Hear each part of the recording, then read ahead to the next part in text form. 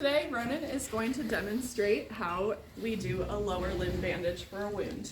So we've got our supplies here, our topical antibiotic, our non-stick pad to go over the wound, our white cling gauze to keep the non-stick pad in place, some cotton for good compression, brown gauze to add compression and keep the wrap in place, vet wrap, and elasticon to secure it at the top and bottom. So Ronin had a little wound here. We've already applied our topical. We've got some SSD on it. So now we'll open our non-stick pad. This brand is called Telpa, but you can use any type of non-stick pad. Based on the type of wound, we may recommend a foam pad, a honey dressing. It'll just be kind of based on the type and severity of the wound.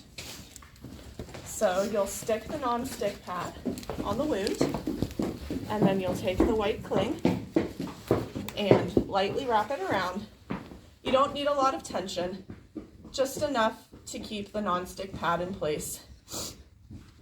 The layers to come are going to be what gives us the compression and helps keep this in place. There's going to be some wrinkles, but make sure there's no major wrinkles because that gets uncomfortable under the bandage. And then it kind of sticks to itself. So you can grab your cotton and we take it, it's already pre-rolled for you. Start on the inside of the leg. It might be lower if the wound is lower, a little higher if the wound is higher. Generally, unless we're doing a stack bandage, I avoid getting it over the knee. Thank you, Ronin. Again, make sure there's no big wrinkles in here, but there'll be some superficial wrinkles. And gently unroll it, but keep it taut to the leg. You don't need to crank on it to make it super tight. And then we take this brown gauze to secure it. Again, I kind of tuck it underneath the end of the cotton. Start in the middle of the leg and go in the same direction. You can apply a little more pressure here. If you hold too tight, you can rip this. Again, you don't need to crank down on it, but this is going to be a little tighter than the white cling gauze. And you want to get down to the bottom and leave about an inch of the cotton showing. And again, go down and then up the leg, overlapping by about half of the gauze. Again, at the top, you want to leave about an inch of the bandage material of the cotton showing. And you can use a whole roll for this.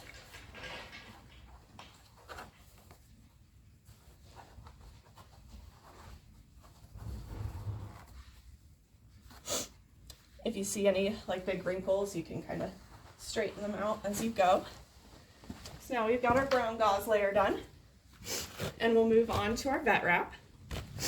This is 4-inch vet wrap. This is what the size we recommend for pretty much anything on your horse for bandaging. Again, start kind of in the middle and wrap around from the front to the back. And with the vet wrap, you want to pull it until the waffle disappears. You can kind of see it stretches and then it reaches its limit right here where the waffle disappears. And that's the level of tightness you want it to be. And again, go down, leave about an inch, overlap by about a half, then work your way back up.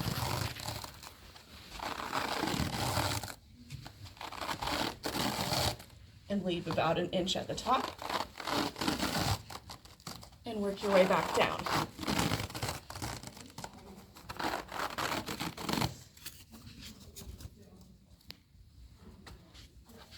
And then you can kind of smooth the end down and press it into the vet wrap. And so there's not a lot of slipping and sliding. We use some really sticky elasticon at the top and the bottom. If we want extra compression, we may instruct you to cover the whole bandage with elasticon.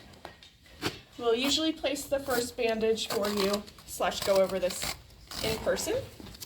But start with half the elasticon on the bandage and half on the limb.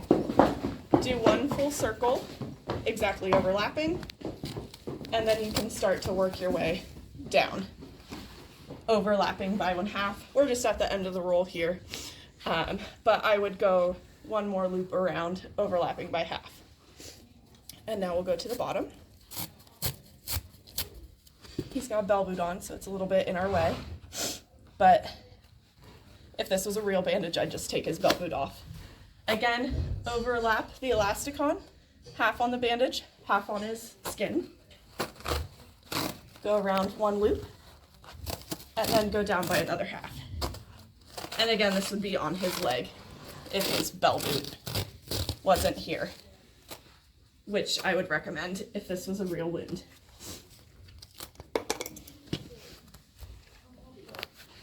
And there we go.